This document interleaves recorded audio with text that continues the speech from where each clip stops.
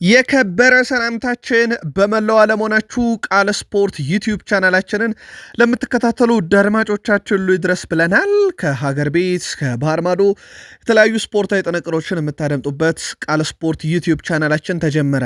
እናንተ ደግሞ ላይክ በማድረግ እንድትጀምሩ በትህትና ጠየቅን። አዲስ ከሆናችሁም ሰብስክራይብ ማድረግ እንዳይረሳ። በዚህኛውም ጥንቅራችን ውድ ቤተሰቦቻችን አነጋጋሪው የዓለም ክለቦች ዋንጫ 4 ጨዋታዎችን በየቀኑ እያስተናገደ ዛሬም ቆይታውን የሚያደርግ ይሆናል። በርከት ያሉ የአውሮፓ ግዙፍ ክለቦች ዛሬ ጨዋታቸውን ያደርጋሉ። በስፋት እንመለከተዋለን ጉዳዩን። ከዛ በተጨማሪም ሪያል ማድሪድ በኩል ሰፋ ያለ ቡድን ዜና ይዘን መተናል። ለባርሴሎና መልእክት ያላቸው የሪያል ማድሪድ ተጫዋቾች አሉ። ለየት ያለውን መረጃ እንደዚሁ ለእናንተ ውድ አድማጮቻችን እናደርሳችኋለን። ከዛ በተጨማሪ የአውሮፓ ግዙፍ ክለቦች በዝውውር መስኮቱ ላይ ሰፋ ያለ እንቅስቃሴን እያደረጉ ይገኛሉ። ታላላቆቹ የአውሮፓ ክለቦች በክረምት የዝውውር መስኮት በሶስተኛው ቀን እንዴት ያለ እንቅስቃሴ ላይ ይገኛሉ የሚለውን እንደዚሁ በስፋት የምናደርሳችሁ ይሆናል። ተወዳጁ የእንግሊዝ ፕሪሚየር ሊግ በአንድ ግዙፍ ሚዲያ የቀጥታ ስርጭቱን እንደሚቀጥል አስታውቋል። ከዛ በተጨማሪ በተወዳጁ የእንግሊዝ ፕሪሚየር ሊግ በርከት ያሉ ክለቦች በርካታ ዝውውሮችን ፈጽመዋል። የትኞቹ ክለቦች ዝውውሮቹ ላይም ተሳካላቸው ቀናቸው የሚለውን እናደርሳቸዋለን። ከዛ በተጨማሪ ቢግ ሲክስ ክለቦች እንመለከታለን። ቶትናም ሆትስፐርስ ቤት ከዝውውር ጋር የተያዘ ሰፋ ያለ መረጃ ለቶትናም ደጋፊዎች እናነሳለን። ውሃ ሰማዮቹ ማንቸስተር ሲቲ አሰልጣኝ ፔፕ ጋርዲዮላ ጋዜጣ መግለጫ ሰጥቷል። ግልጽ ያለ አቋማቸውን በአንድ ተጫዋች ላይ ተናግረዋል እሳቸው። ከዛ ውጭ ግን እንደ አጠቃላይ ሲቲ ሶስተኛ ቀኑን በያዘው የክረምት የዝውውር መስኮት ከምን ደረሱ የሚለውን የምናደርሳቸው ይሆናል። በዓለም ክለቦች ዋንጫ ተሳትፎን እያደረገ የሚገኘው ቼልሲ የመጀመሪያ ጨዋታውን በድል ጀምሯል። ግን በዛው ልክ ደግሞ ቼልሲ በክረምት የዝውውር መስኮት የነቃ ተሳትፎን እያደረገ ይገኛል። ሰፋ ያለ መረጃ ለቼልሲ ደጋፊዎች በዝውውር መስኮቱ እናነሳለን። ከዛ ውጭ ቀጣይ ጨዋታውንም በተመለከተ ተጨማሪ መረጃ ለቼልሲ ደጋፊዎች እንደዚሁም እናጋራችሁ ይሆናል። ሊቨርፑል አንድ ዝውውር ቀጣይ ሳምንት ያጠናቅቃል። ስለ ፈራሚው በርካታ መረጃ ይዘንላችኋል። ከዛ በተጨማሪ ሊቨርፑል ቤት አዲስ የተያዘ እቅድ አለ። በቡድን ዜና ሪያን ግራቨንበርችና ሊሰን ቤከር እናነሳለን። የዝውውር መረጃና የዕለታዊ ቡድን ዜናችን ሊቨርፑል ቤትም እንደተጠበቀ ነው። አርሰናል እጅግ በጣም ወሳኙን ሰው ያጣል። በተለይም የማይክል አርቴታ ቀኝ እጅ የሚባሉት ሰው ናቸው አርሰናልን የሚለቁት። ምክንያቱ ትንሽ ለየት ያለ ነገር ነው። አርሰናል ተተኪው እንዲሆን ታዲያ ፍላጎት ያለው የቀድሞ ተጫዋቹ ነው እየተባለ ነው። ጉዳዩን እናጠረዋለን። ከዛ በተጨማሪ ግን ውድ ቤተሰቦቻችን ለአርሰናል ደጋፊዎች እጅግ በጣም አነጋጋሪ የዝውውር መረጃ ይዘናል። መረጃው ታማኙ ሰው ዴቪድ ኦርኔስቴ ይዞት ወጥቷል። መረጃው በተወሰነ መንገድ ታማኝ ከሚባሉት ምንጮች ለየት ያለ ነው። ከፋብሪዚዮ ሮማኖ ከፍለረን ፒልተንበርግን በጣም አነጋጋሪውን የዝውውር መረጃ ለአርሰናል ደጋፊዎች እናነሳለን። የቶማስ ፓርቴና የአርሰናል የመለየት ምክንያት ሊሆን ይችላል የተባለውም ጉዳይ እንደዚሁ መረጃዎች ወጥተዋል። አርሰናል ቤት ግን ሰፋ ያለ የዝውውር መረጃ ስለያዝን የአርሰናል ደጋፊዎች እንደዚሁ እስከ ፕሮግራማችን ፍጻሜ ቆዩ። የማንቸስተር ዩናይትድ ሌጀንድ ሪዮ ፈርዲናንድ ብሩኖ እውነት አስቦበት ነው ወይ ያለ ነው። አምበል መሆን አይችልም ሲሉት የነበረውን ሰው አሁን ደግሞ ውሳኔውን አጥኖበታል ወይ እያሉ ነው። ከዛ በተጨማሪ ዩናይትድና ጌኬሬስክ፣ ዩናይትድና ብሪያን ምቤሞ፣ ዩናይትድና 9 ቁጥር አጥቂን የተመለከተ ሰፋ ያለ የዝውውር መረጃ ለዩናይትድ ደጋፊዎች በዚህኛውም ጥንቅራችን ይዘናል። ዩናይትድ ሽልማት ተበርክቶለታል። ግን ሽልማቱ የተበረከተለት ከተቋም ነው። እግር ኳሳዊ ባልሆነ መንገድ የተገኘውን የዩናይትድን ሽልማት ግን ለየት ባለ መረጃችን ዛሬ የምናነሳው ይሆናል። ላይክ፣ ሰብስክራይብ፣ ሼር ማድረግ ዛሬም እንዳይረሳ ውድ ቤተሰቦቻችን። ሀሳብ አስተያየታችሁን በተለይም ዛሬ ግዙፍ ክለቦች በዓለም ክለቦች ዋንጫ ፍልሚያቸውን ያደርጋሉና በሀሳብ መስጫ ሳጥናችን ላይ ሀሳብ አስተያየታችሁን ልታርሱ የጨዋታ ግምታችሁንም ልትልኩልን ትችላላችሁ። ከዛ ውጭ ግን ላይክ ሳታደርጉ እንዳትጀምሩ በትህትና ጠየቅን። ዛሬ በዓለም ክለቦች ዋንጫ የአውሮፓ ግዙፎቹ ክለቦች ጨዋታቸውን የሚያደርጉ ይሆናል። በተለይ ምሽት 1 ሰዓት ሲል የእንግሊዙ ክለብ ማንቸስተር ሲቲ ከዋይዳ ካዛብላንካ ጋር ጨዋታቸውን ያደርጋሉ። ልክ ይህ ጨዋታ በተጠናቀቀ በአንድ ሰዓት ልዩነት ምሽት 4 ሰዓት ሪያል ማድሪድ ከአልሂላል ጨዋታቸውን ያደርጋሉ። ሌላ የምሽቱ ትልቁ ጨዋታ ነው። ከዛ የሌሊት መርሃ ግብሮች መደረግ ይጀምራሉ። ለኢትዮጵያን ሰዓት አቆጣጠር በጣም አስቸጋሪዎቹ ጨዋታዎች ሌሊት 7 ሰዓት ፓቹዋ ከሳልዝቡርግ፣ እንደዚሁም ሊነጋጋ ሲል 10 ሰዓት ላይ አልአይን ከጣሊያኑ ክለብ ዩቬንቱስ ጋር ጨዋታቸውን ያደርጋሉ።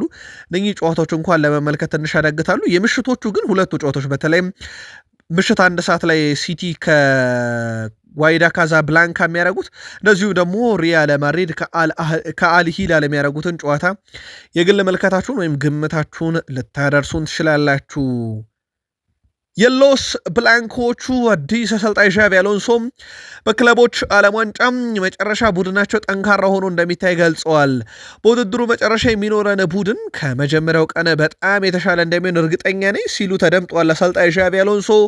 አክለውም በውድድሩ እያንዳንዱን ጨዋታ በተለይም ነገሮችን ለማስተካከልና ለማሻሻል እንሰራበታለን ብለዋል። የሪያል ማድሪድ እቅድ ምንድን ነው ተብሎ የተጠየቁት አሰልጣኝ ዣቪ አሎንሶ በሪያል ማድሪድ ያለው እቅድ አንድ ነው፣ እሱም ዋንጫ ማሸነፍ ብቻ ነው ብለዋል። ከዛ ውጭ የሪያል ማድሪድ ቤት አዲስ እቅድ የለም ብለዋል። ዛሬ እንግዲህ ቡድናቸውም ከሳውዲው ሀያለ ቡድን አልሂላል ጋር ነው ጨዋታውን የሚያደርገው። በእርግጥ አልሂላል ዘንድሮ በጣም የወረደ አቋም ያሳየበት ዓመት ነው ከነበረው ጥንካሬ አንጻር። ዛሬ እንግዲህ ወሳኙን ጨዋታ ምሽት 4 ሰዓት ስናደርግ ማሸነፍ ብቻ ነው ቅድሚያ የምንሰጠው ብለዋል። ሪያል ማድሪድ አሁን ካለው የቡድን ስብስብና ከገጠመው ጉዳት አንጻር ዛሬ የሚጠበቀው ፎርሜሽን ኮርቷ ግብ ጠባቂነት፣ አዲስ ፈራሚው ትሬንት አሌክሳንደር አርኖልድና ዲያን ሁይሰን ከአሴንሲዮ እና ከፍራንክ ጋርሻ ጋር ይጣመራሉ ተብሎ ይጠበቃል። የማልሜዳ ክፍሉም በቹዋሚና ቫልቬርዴም የማጥቃት ቀጠናው ያው እሳቸው በጣም የሚወዱት አርዳ ጉለር፣ ቤሊንግሃም እና ቪኒሽስ ጁኒየር፣ ብቸኛው 9 ቁጥር አጥቂ ደግሞ ሮድሪጎ ጎኤዝ ሆኖ ይሰለፋል ተብሎ ይጠበቃል። በነገራችን ላይ እስከዚህ ሰዓት ድረስ በሪያል ማድሪድ በኩል በወጡ መረጃዎች መሰረት ኬሊያን ምባፔ ተሽሎታል። ትናንት ምሽት እንግዲህ ትኩሳት እንዳጋጠመው ነግረናችሁ ነበር። ተሽሎታል ተጫዋቹ በዛሬው ዕለት ጥሩ ስሜት እንደተሰማውም ተረጋግጧል። ስለዚህ ጨዋታው ሲደርስ እንወሰናለን ብለዋል። ምናልባት ከተቀያሪ ወንበር ጨዋታው ሊጀምር ይችላል። ግን ትላንትና ምሽት በሰበር ከነገርናችሁ የኬሊያን ምባፔም የትኩሳት ህመም በዛሬው ዕለት ማገገሙ ተረጋግጧል። ሴባዮስ ሁሉም ክለቦች እዚህ የሉም፣ ሁሉም ክለብ ይሄን ዋንጫ ማሸነፍ አይችልም፣ እኛ ግን እዚህ ነን፣ ዋንጫውን እናሸንፋለን ብሏል። በግልጽ መልእክቱ ለባርሴሎና ይመስላል። በነገራችን ላይ ከሪያል ማድሪድ ጋር በተያዘ በክለቡ ቆይታቸው እርግጥ ካልሆኑ ተጫዋቾች ውስጥ አንደኛ የሆነው ሉካስ ቫስኬዝን በተመለከተ ፌነርባቾች ተጫዋቹን ለማስፈረም መረጃ ከሪያል ማድሪድ መጠየቃቸው ተረጋግጧል። በዚህ ክረምት ሪያል ማድሪድ ይለቃሉ ከሚባሉ ተጫዋቾች ውስጥ ግንባር ቀደም ነው። በነገራችን ላይ በሪያል ማድሪድ በኩል ተጫዋች የማስፈረም እቅድ አሁንም እንዳለ፣ በተለይም ከሰሞኑ ፍሎሬንቲኖ ፔሬዝ የዣቪ አሎንሶ ፍላጎትን ያማከሉ ተጫዋቾችን በቀጣይ እንደሚያዘዋውሩ ተነግሮ ነበር። በዛው ልክ ደግሞ ክለቡን ይለቃሉ ተብሎ ከሚጠበቁ ተጫዋቾች ውስጥ አንደኛው ሉካስ ቫስኬዝ በፌነርባቼ እየተፈለገ ይገኛል። ኔይማር ጁኒየር ፍሌሜንሴን ለመቀላቀል ከጫፍ ደርሼ ነበር ብሏል። በተለይም በዓለም ክለቦች ዋንጫ እንድሳተፍ ከወራት በፊት ከክለቡ ጋር ሰፋ ያለ ድርድር አድርገን ፊርማዬንም ለፍሌሜንሴ አኑሬ በዓለም ክለቦች ዋንጫ ለመሳተፍ ከጫፍ ደርሼ ነበር ብሏል። በኋላም ላይ ግን ውሳኔን ቀይሬያለሁ፣ በሳንቶስ ለመቆየት አስቤያለሁ። ምክንያቴ ደግሞ ጉዳት ላይ ስለነበርኩኝ 100% ራሴን ለአዲስ ዓመት ለማዘጋጀት ስል ነው ዝውውሩን ውድቅ ያደረግኩት እንጂ ለመፈረም ከጫፍ ደርሼ ነበር ብሏል። በዚህ ሳምንት ወደ አሜሪካ ማያሚ የተወሰኑ የክለቦችን ለማነጋገር ወላጅ አባቱ አቅንተው እንደነበረ ተረጋግጧል። በአሜሪካ የሚገኙ ክለቦችን ማነጋገራቸውን ይፋ የተደረገው እሳቸው ከሊዮኔል አንድሬስ ሜሲ ጋር ልጃቸው ያለው ቀረቤታ ይታወቃል። ኢንተር ሚያሚ መዳረሻው እንዲሆን ይፈለጋል ተብሏል። ግን ኢንተር ሚያሚ እስከዚህ ሰዓት ድረስ ምንም አይነት ጥያቄ ለኔይማር ጁኒየር አላቀረብም። በዛው በሳንቶስ ሊቆይ የሚችልበት ሰፊ እድል እንዳለ እየተዘገበ ይገኛል። በቀጣይ ቀናትም ከአሜሪካ መልስ ከሳንቶስ ጋር ድርድር ያደርጋሉ ተብሎ ይጠበቃል። የቱርክ ፕሮፌሽናል እግር ኳስ ዲሲፕሊን ኮሚቴ ፕሬዝዳንትና የቦርድ አባላት አሰልጣኝ ጆዜ ሞሪኖና ክለቡ ፌነርባቼ ላይ ያነጣጠሩ የማህበራዊ ትስስር መልእክቶቻቸው ተጋልጦባቸዋል። በዚህ ምክንያት የቱርክ እግር ኳስ ፌዴሬሽን ሁለቱንም ግለሰቦች ከስራ እንዳሰናበታቸው ተረጋግጧል። በእርግጥ ጆዜ ሞሪኒዮ በራሳቸው ቀላል አይደሉም። በዘንድሮ የቱርክ ሱፐር ሊግ ላይ ብዙ አወዛጋቢ ነገሮችን ካደረጉ አሰልጣኞች ውስጥ ይጠቀሳሉ። እንግዲህ እሳቸው ባሉበት ሁልጊዜም ግርግር አይጠፋም። ብዙ ግርግሮችም ተነስተው ለበርካታ ጨዋታ ቅጣትም ተዳርገው ነበር። ከአሰልጣኞች ጋር በገቡት ሰጣ ገባ ከዳኞች ጋር ባመጡት ጸብ ምክንያት ከቅጣትም አላመለጡም ነበረ። በጎን ደግሞ የቱርክ ፕሮፌሽናል እግር ኳስ ዲሲፕሊን ኮሚቴ ፕሬዚዳንቱና የቦርድ አባላቱም ያልተገባ ነገር ሲያደርጉ ተገኝተው በሳቸው ላይ ከስራቸው ተባረዋል። ባየር ሙኒክ ስፖርቲንግ ዳይሬክተር ማክስ ኢብሪል የፓሪሰን ጀርሜኑን ብራድሊ ባርኮላን የግላቸው የማድረግና በቀጣይ ዓመትም በባየር ሙኒክ እንዲጫወት ፍላጎት እንዳላቸው ተረጋግጧል። በእርግጥ በርካታ ዝርዝሮችን ቢይዙም ጀርመኑ ተነባቢ ጋዜጣ ቢልድ ዘገባ ከሆነ ኢብሪል ዋነኛ ምርጫቸው አሁንም ብራድሊ ባርኮላን የግላቸው ማድረግ ነው ተብሏል። ከፈረንሳይ ብሔራዊ ቡድን ጋር የነበረውን ግልጋሎት ጨርሷል። አሁን ከፓሪሰን ጀርሜን ጋር ነው የሚገኘው። በጣም አስደናቂ የሚባል ገና ታዳጊ ተጫዋች ነው። ባየር ሙኒኮች ቀጣይ ውድድር ዓመት በተለይም በሌሮይ ሳኔ ምትክ እንዲሁም ለገበያ ካቀረቡት ኪንግስሊ ኮማን ሽያጭ በኋላ ዋነኛ ምትክ አድርገው ይዘውታል። ፓሪሰን ጀርሜኖች ግን ይህን ተጫዋች የመሸጥ ፍላጎት የላቸውም። ከሰሞኑ ተወካዩን የተጫዋቹን አግኝተው የማነጋገርን ፍላጎት እንዳላቸው ነው የጀርመኑ ተነባቢ ጋዜጣ ቢልድ በዘገባው ይዞት የወጣው። ኤስ ሚላኖች ራፋኤል ሊአኦ ወደ ባርሴሎና የሚሄድ ከሆነ በምትኩ ደግሞ ሮናልድ አሮሆ የዝውውሩ አካል እንዲሆን ፍላጎት እንዳላቸው ሞንዶ ዲፖርቲቮ አስነብቧል። በዚህ ሰዓት በእርግጥ ባርሴሎና ዋነኛ ምርጫቸውን የሆነው ኒኮ ዊሊያምስን የግላቸው ለማድረግ በሁሉም መንገድ ስራዎችን እየሰሩ እንደሆነ ይታወቃል። የቀረው ነገር በክለቦቹ መካከል የሚደረገው ስምምነት ካልሆነ በስተቀር ኒኮ ዊሊያምስን ለማምጣት ሃንስ ፍሊክም ቦርዱም ባርሴሎና ወስኗል። ተጫዋቹን ባርሴሎናን ለመቀላቀል መወሰኑ ይታወቃል። አሁን ችግር የሆነው ነገር የዝውውር ሂሳቡና ላሊጋው በተለይም ፕሬዚዳንት ዣቬር ቴባስ ድጋሜ ስህተት እንዳትሰሩ ማስፈረምና ማስመዝገብ ይለያያል፣ ያለባችሁን የፋይናንስ ችግር ሳትቀርፉ ተጫዋች እንዳታስፈርሙ እያሏቸው ነው። ወዲህ ደግሞ ኤስ ሚላን ራፋኤል ሊያውን ከወሰዳችሁ ሮናልድ አራሆን የዝውውር አካል አድርጉልን የሚል ፍላጎት እንዳላቸው ሞንዶ ዲፖርቲቮ አስነብበዋል። የዓለም ክለቦች ዋንጫም 4 ጨዋታዎችን ተመለከተን። ውድ ቤተሰቦቻችን በአውሮፓ ሻምፒዮንስ ሊግ የፍጻሜ ተፋላሚ የነበረውና በፓሪሰን ጀርሜን ፍጹም የበላይነት ተወስዶበት ያውን በፍጻሜ ጨዋታ በሰፊ የግብ ልዩነት በተጠናቀቀ በታሪክ ማለት ነው 5-0 የተሸነፈው ኢንተር ሚላን ትላንትና በነጥብ ጨዋታ በዓለም ክለቦች ዋንጫ የምድብ የመጀመሪያውን ጨዋታ አድርጎ ነበረ። ምድብ ኢ ላይ ታዲያ ከሞንትሬ ጋር ያደረገውን ጨዋታ 1-1 በሆነ ውጤት ነው ያጠናቀቀው። በጨዋታው ላይ ላውታሮ ማርቲኔዝ 2 አስደናቂ ግቦችን አስቆጠረ። በተለይም የተሻረችበት ግብ ለእይታ በጣም ውብ ነበረች። ሰርጂዮ ራሞስ 25ኛው ደቂቃ ላይ ሞንትሬን ቀዳሚ ያደረገ። በነገራችን ላይ ሰርጂዮ ራሞስ 39 ዓመቱ ነው። በ39 ዓመቱ ነው በጭንቅላቱ በጣም አስደናቂ ግብ ያስቆጠረው። ከዛ በኋላ ኢንተር ሚላኖች 42ኛው ደቂቃ ላይ በላውታሮ ማርቲኔዝ ግብ አስቆጥረው ጨዋታው 1-1 ተጠናቀቀ። በነገራችን ላይ እንዳልኳችሁ 68ኛው ደቂቃ ላይ በጣም ውብና ማራኪ ግብ ላውታሮ ማርቲኔዝ ቢያስቆጥርም ያው በግልጽ ከጨዋታ ውጭ ነበረ። ያው በቫር ኳሷም ታይታ ተሸራበት ጨዋታው 1-1 በሆናቸው ውጤት ተጠናቋል። ለአፍሪካውያን በጣም አስደሳቹ ዜና የአፍሪካው ተወካይ ማማሊ ሰንዳውስ ኡልሳን ኤችዲን 1-0 በሆነ ውጤት ድል አድርጓል። ሪያንስ 36ኛው ደቂቃ ላይ በጣም አስደናቂ ግብ አስቆጠረ። በእርግጥ 31ኛውም 39ኛውም ደቂቃ ላይ ግብ አስቆጥሮ በቫርም በዳኛውም ተሽሮበታል። ስለዚህ ሃትሪክ መስራት ይችል ነበር ሪያንስ፣ ያውም በጥቂት ደቂቃ ውስጥ ነበር ሃትሪክ መስራት የሚችለው በ3 ደቂቃ ውስጥ፣ ግን ተሽሮበታል። ግቦቹ 2 ግቦች ተስረውበት 1 ግብ ጸድቆ ማማሊዲ ሰንዳውስ የመጀመሪያ የምድቡን ጨዋታ በድል ጀምሯል። ሌላኛው የደቡብ አሜሪካዊ ተወካይ ክለብ ሪቨር ፕሌት ከግሩፕ ኢ በጣም ወሳኝ የሚባል ድል አስመዝግቧል። በተለይም 3-1 በሆነ ውጤት ድል ነው ያደረጉት። ሲጠበቅ የነበረ ግን በሪቨር ፕሌት በኩል ፍራንኮ ማስታንቱኖ በጨዋታው ላይ ወደ 6.9 ነው የተሰጠው። ለማንኛውም የሪቨር ፕሌትን 3 የማሸነፊያ ግቦች ክላውዲ 12ኛው ደቂቃ ላይ፣ ዱርሲ 48ኛው፣ ሜዝ 73ኛው ደቂቃ ላይ አስቆጥሯል። ማስቶ 58ኛው ደቂቃ ላይም ከሽንፈት ያልታደገች ግብ አስቆጥሯል ለተቃራኒ ቡድን። ሪቨር ፕሌት 3-1 በሆነ ውጤት ድል አድርጓል። የደቡብ አሜሪካ ክለቦች እስከዚህ ሰዓት ድረስ በፊፋ የዓለም ክለቦች ዋንጫ ሽንፈት የሚባል ነገር አልተመለከቱም። ፍለሜንሴ ከቦሩሲያ ዶርትመንድ እጅግ በጣም ማራኪ ጨዋታ ነበረ። በእርግጥ የፍለሜንሴ በላይነት ነበረ በጨዋታው ላይ በሙከራ ደረጃ። ጨዋታው ግን ያለምንም ግብ 0-0 በሆናቸው ውጤት ተጠናቀቀ። በጨዋታው ላይ ግን የ40 ዓመቱ ቲያጎ ሲልቫ ፍጹም የተለየ ምሽት አሳልፏል። ውድ ቤተሰቦቻችን በጨዋታው ላይ የ40 ዓመቱ ተከላካይ 9-1 ግንኙነት አሸንፏል። 7 ኳሶችን ከግብ ክልሉ አርቋል። 3 ኳሶችን ከቦሩሲያ ዶርትመንድ ተጫዋቾች አቋርጧል። 8 የአየር ላይ ኳሶችን አሸንፏል። ቡድኑ ግብ እንዳይቆጠርበት ተከላክሏል። ምርጥ ተጫዋች፣ እውነተኛው መሪ፣ ትክክለኛ ካፒቴን፣ ሌጀንድ ነበረ ማለት ይቻላል። ለጨዋታው በጣም አስደናቂ ምሽትን አሳልፏል።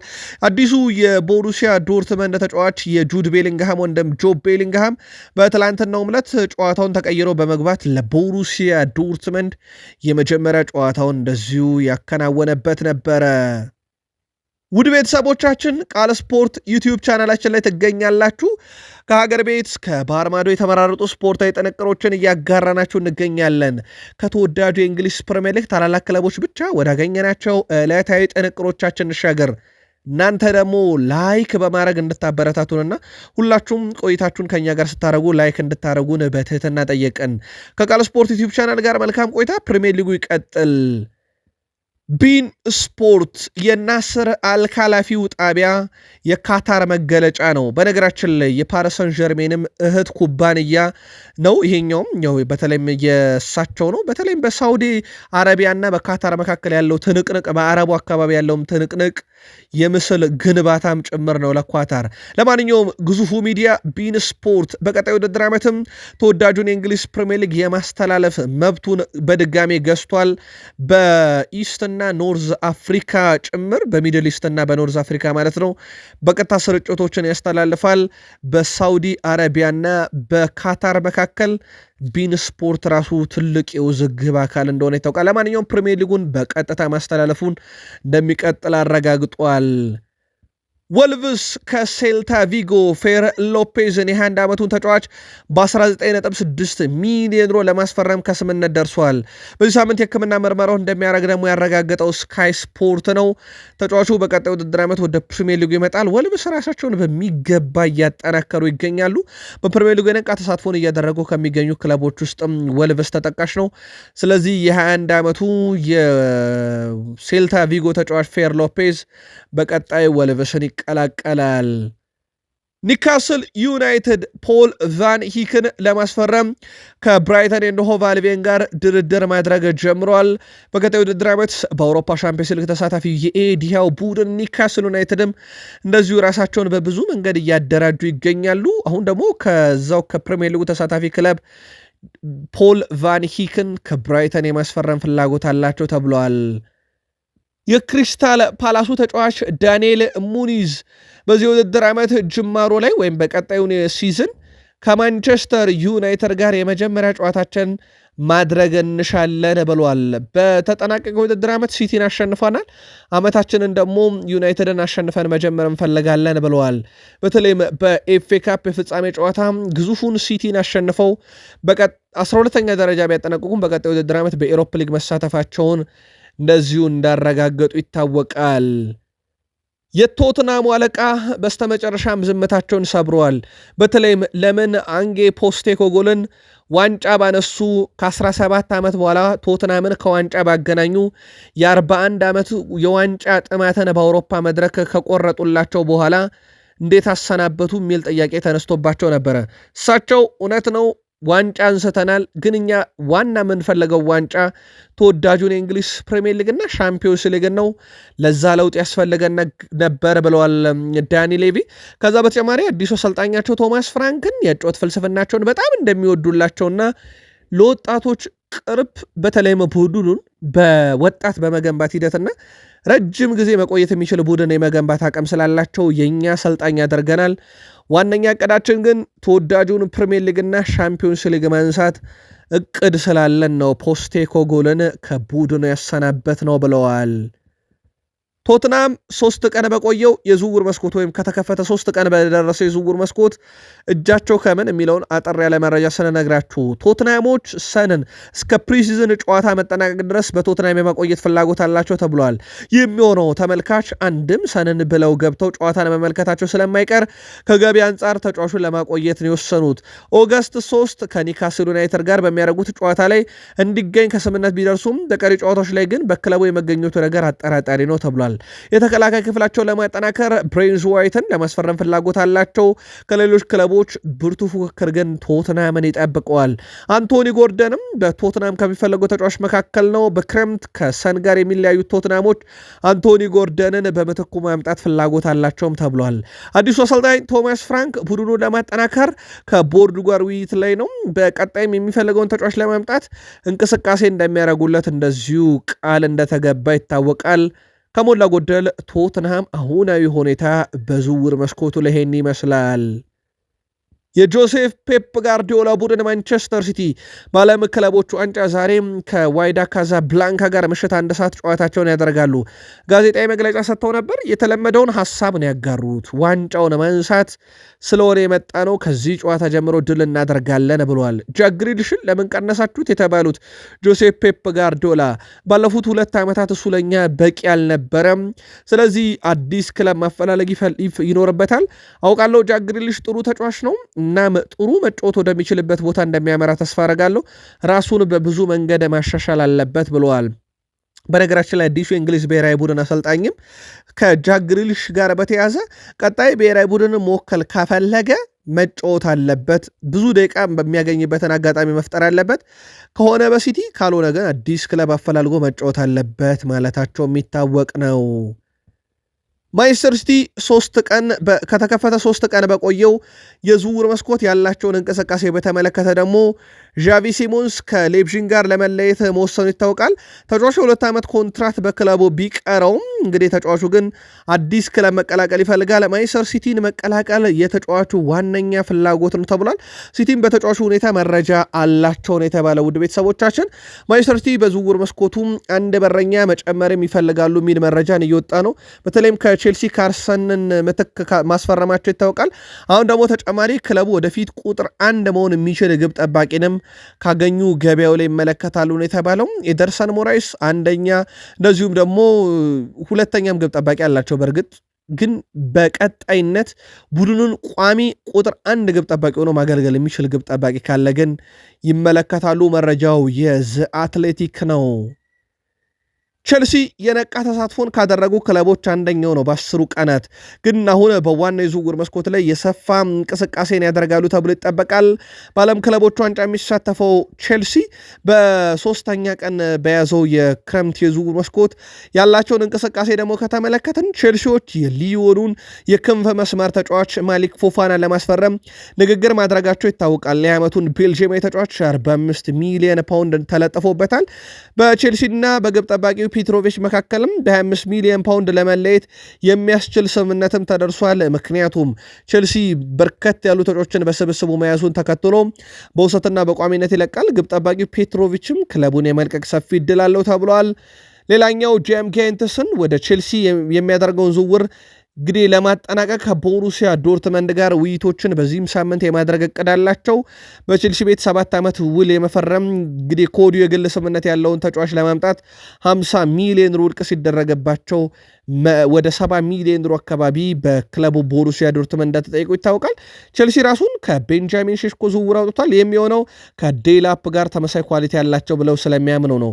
ከብራይተን ፔድሮን፣ ከኤቨርተን ብሬዝ ዋይትን ለማስፈረም እንደዚሁ ፍላጎት እንዳላቸው ተዘግበዋል። ቼልሲ የመጀመሪያ ጨዋታውን ሎስ አንጀለስን 2-0 አሸንፏል። ምድቡ ላይ እንግዲህ እኩል ነጥብ አላቸው ሌላኛው ቡድን ጋር። ስለዚህ አሁን ወሳኝ ጨዋታ ይጠብቃቸዋል። አርብ ነው ሰኔ 13 ምሽት 4 ሰዓት የሚደረግ ነው። በዋነኝነት ፍላሚንጎን ነው የሚገጥሙት። በተለይም ከደጋፊ ጋር በተያዘ ትልቅ ደጋፊ እንጠብቅበታለን ያሉት ነው ማሬስካ። ስለዚህ ፍላሚንጎ ጋር ቼልሲ ሰኔ 13 የፊታችን አርብ ማለት ነው ጨዋታውን ያደርጋል። ሁለተኛው የምድብ ጨዋታ ያደርጋል። ስለዚህ የቼልሲ ደጋፊዎች ክለባችሁ ሲጫወት ለማየት አርብ ምሽት ጠብቁ። ሊቨርፑል በዚህ ሳምንት የሜሎስ ኬርኪዝን ዝውውር እንደማያጠናቅቅ ተረጋግጧል። በሚቀጥለው ሳምንት ነው የሜሎስ ኬርኪዝ ዝውውር የሚጀምረው። ዋነኛ የሊቨርፑል እቅድ በዚህ ሳምንት የፍሎሪያን ቨርዝን ዝውውር ብቻ ማጠናቀቅ ነው ተብሏል። ቀጣይ ሳምንት ድርድሩ ይጠበቃል። እስከ 40 ሚሊዮን ፓውንድ አካባቢ ይጠበቃል ይህ ዝውውር በሊቨርፑል በኩል። ቤን ጃኮብስ ቀጣይ ሳምንት ጠብቁ ብሏል ሊቨርፑልን ይህን ዝውውር። ከዛ በተጨማሪ ግን ያው ትሬንት አሌክሳንደር-አርኖልድ 64 አሲስት ካረገ በኋላ ወደ ሪያል ማድሪድ አቀና። የፕሪሚየር ሊጉ የምንጊዜም ከፍተኛ አሲስት አድራጊ ተከላካይ፣ የፕሪሚየር ሊጉ የምንጊዜም ሁለተኛ ከፍተኛ አሲስት አድራጊ ተከላካይ አንዲ ሮቤርሰን ደግሞ በቀጣይ ፕሪሚየር ሊጉን ለቆ ወደ ስፔን ላሊጋ ያቀናል ተብሎ ይታሰባል። ጄሬሚ ፍሪምፖንግ ያው አርኖልድን ይተካል። ሜሎስ ኬርኪዝ ደግሞ እንደዚሁ ሮበርሰንን ይተካል ተብሎ ይታሰባል። ያው እንዳልኳችሁ ይህ ዝውውር በቀጣይ ሳምንት ነው ሊፈጸም የሚችለው። መረጃው የቤን ጃኮብስ ነው። በእውነቱ ይህ ለየት ያለ ዓመት ነበር ይላል ሪያን ግራቨንበርች።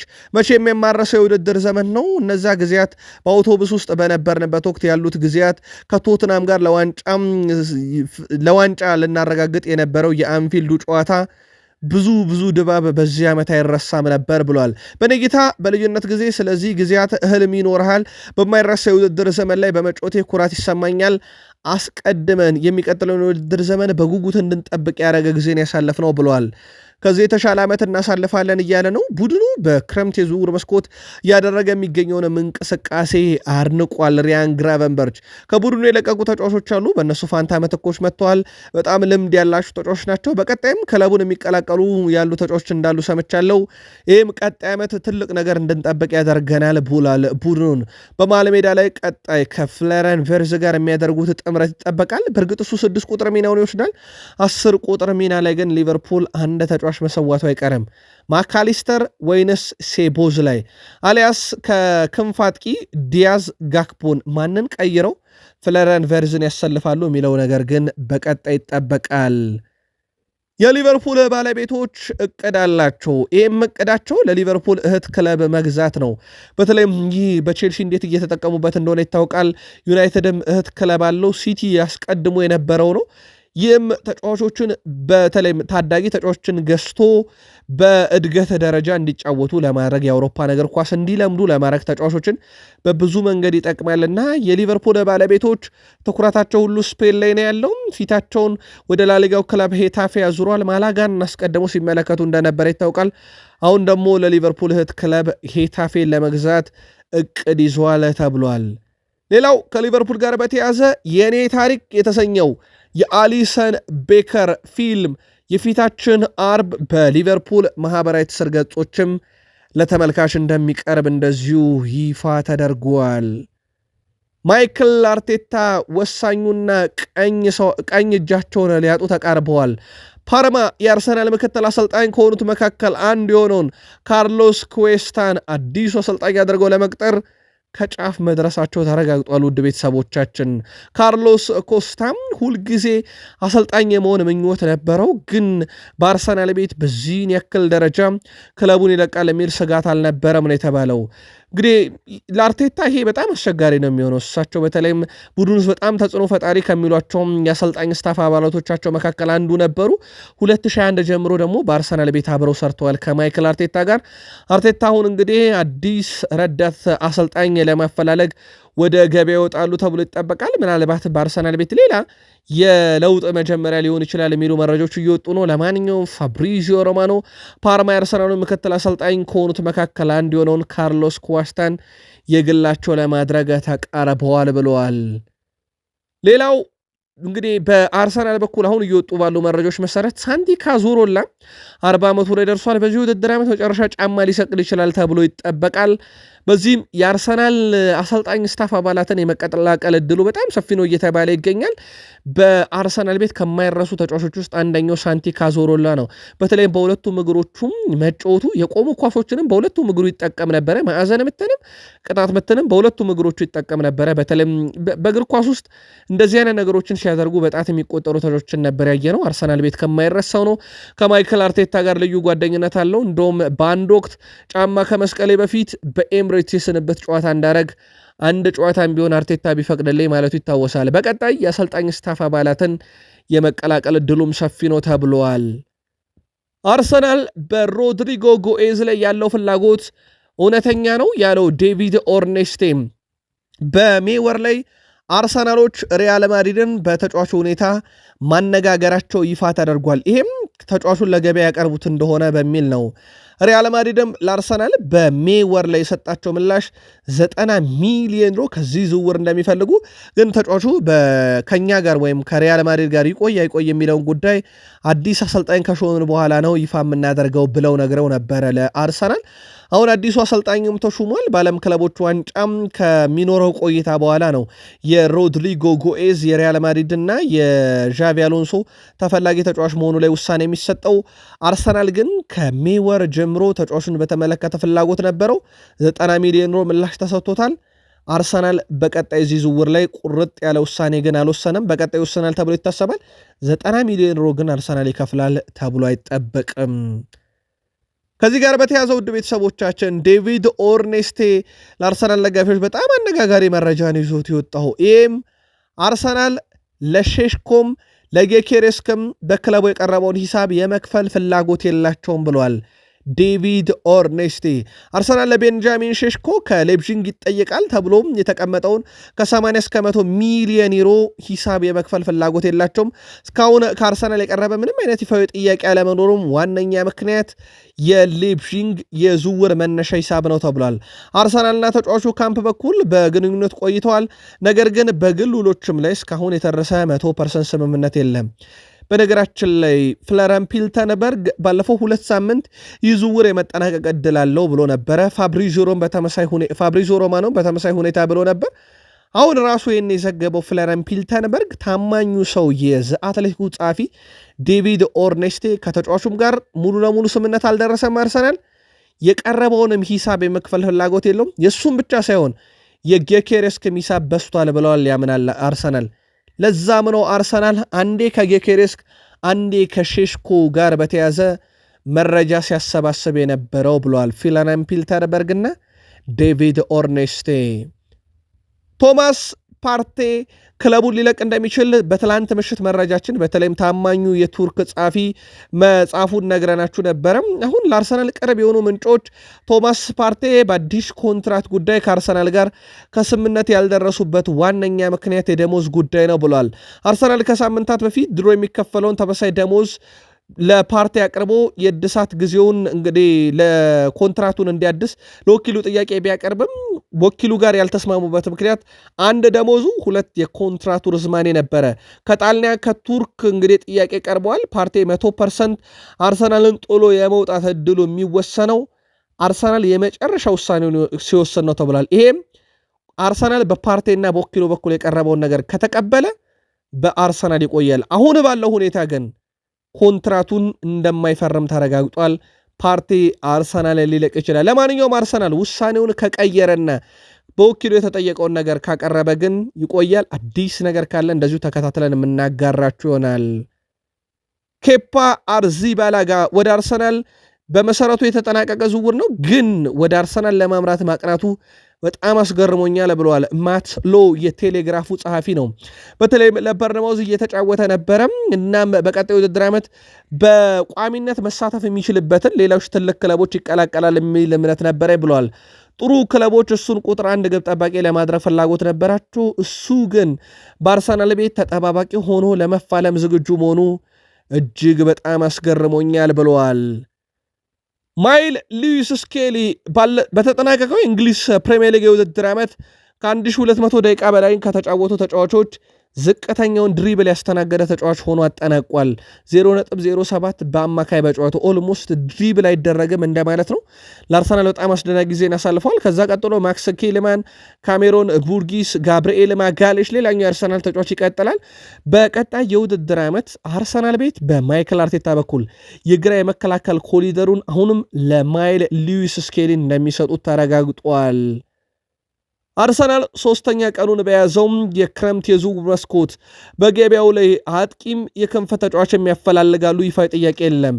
ሼሽኮ፣ ቪክተር ጌኬሬስክ፣ ኦሌ ዋትኪንስ ለ9 ቁጥር፣ ኒኮ ዊሊያምስ፣ ሮድሪጎ ጎይዝ፣ አንቶኒ ጎርደን ለክንፍ አጥቂ። ሮድሪጎን ለማግኘት ድርድሩ ከባድ፣ አጥቂ ለማስፈረም ከክለቦቹ የሚቀርብበት ገንዘብ ተከላካይ ክፍላቸውን ለማጠናከር የሳሊባና የማጋሌሽን ሁለተኛ ሰው ማፈላለግ በአርሰናል በኩል በመጀመሪያዎቹ 3 ቀናት እየተሰሩባቸው ያሉ ስራዎች ናቸው። ይፋዊ ጥያቄ እንዳቀረቡ እኛም መረጃውን ለእናንተ እናቀርባለን። ሪዮ ፈርዲናንድን ጨምሮ በርካታ ሌጀንዶች ሲተቹ የነበረው ብሩኖ ፈርናንዴዝ ለቡድኑ አምበል ለመሆን አይችልም ነበረ። በተጠናቀቀው የውድድር ዓመት ግን ብዙ አስደናቂ ነገሮችን በዩናይትድ ያሳየ፣ ዩናይትድ መጥፎ ዓመት አሳልፈዋል ከተባለ ከዚህ እንዳይከፋ ምክንያት የሆነው ብሩኖ ፈርናንዴዝ ነበረ። የቡድኑ በጣም ቁልፍ ተጫዋች ነበረ። ከዛ ደግሞ ዘንድሮ ዩናይትድን በብዙ ነገር ያስደስተው በክለቡ መቆየቱ ነበረ። ሪዮ ፈርዲናንድ ታዲያ ብሩኖ ፈርናንዴዝ ከአሊላል የመጣለትን ጥያቄ ውድቅ ማድረጉን በተመለከተ ይህን ያደረገው እሱ ስለሆነ ነው ብሏል።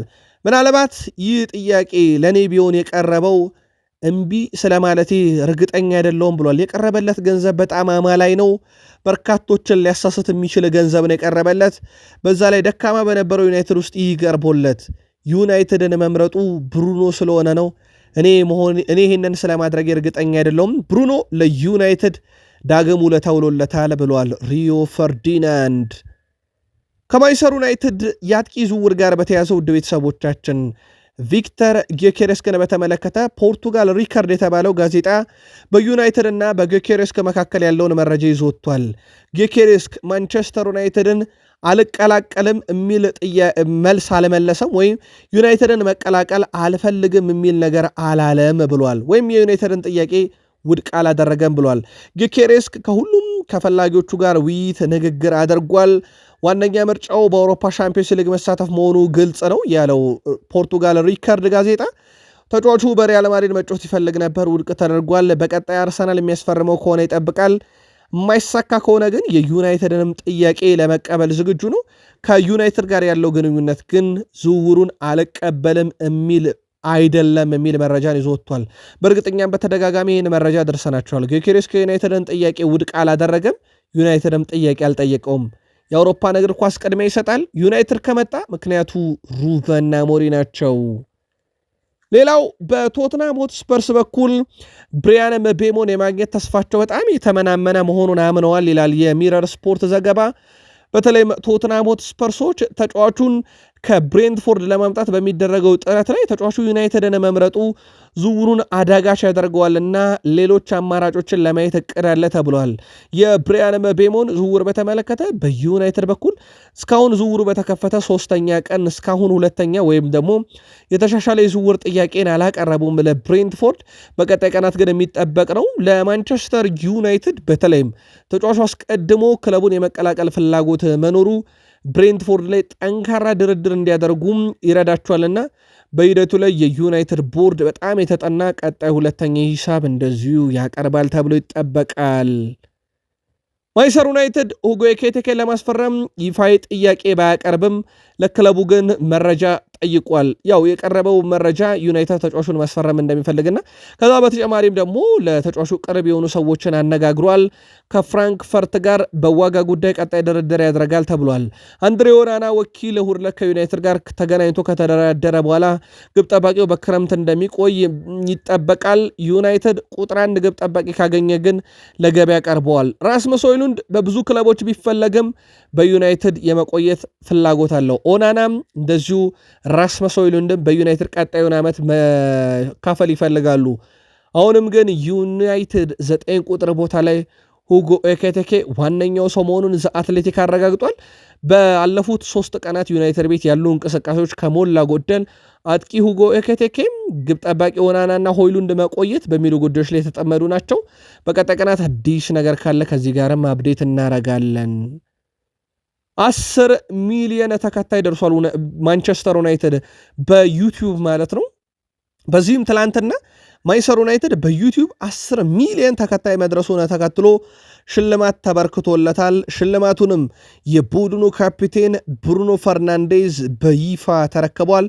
ዩናይትድ እግር ኳስ ያልሆነ ሽልማት በትላንትናው ዕለት የተረከበው ከዩቲዩብ ገጽ ነው። በእርግጥ ዩናይትድ በዓለም ዙሪያም 3ኛው ግዙፍ ክለብ ነው። በማህበራዊ ትስስር ገጽ በርካታ ተከታይ ያለው ከሪያል ማድሪድ እና ከባርሴሎና በመቀጠል የዓለማችን ውድ ገንዘብ በሽያጭ የሚወጣውም ሁለተኛው ክለብ ነው። ከሪያል ማድሪድ ቀጥሎ የዓለማችን ውዱ ክለብ ዩናይትድ እንደሆነ ይታወቃል።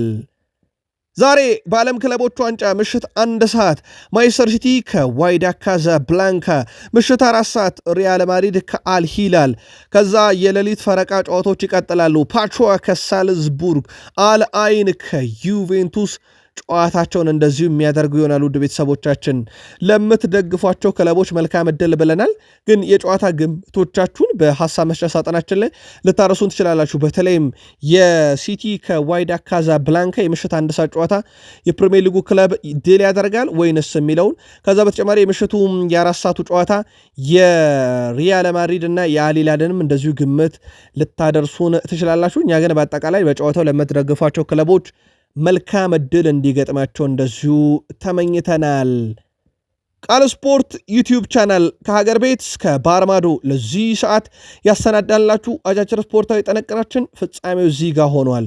ውድ ቤተሰቦቻችን ላይክ ሳታረጉን እንዳትወጡ፣ እንደዚሁ ቤተሰቡን ካሻችሁ ሰብስክራይብ አድርጉን። በምሽት መረጃ እንድንገናኝ ደግሞ ሰብስክራይብ ካረጋችሁ በኋላ የደውል ምልክቷን መጫን እንዳይረሳ። ሳምንቱ 3ኛ ቀን ዕለተ ረቡዕ መልካም ቀን ይሁንላችሁ።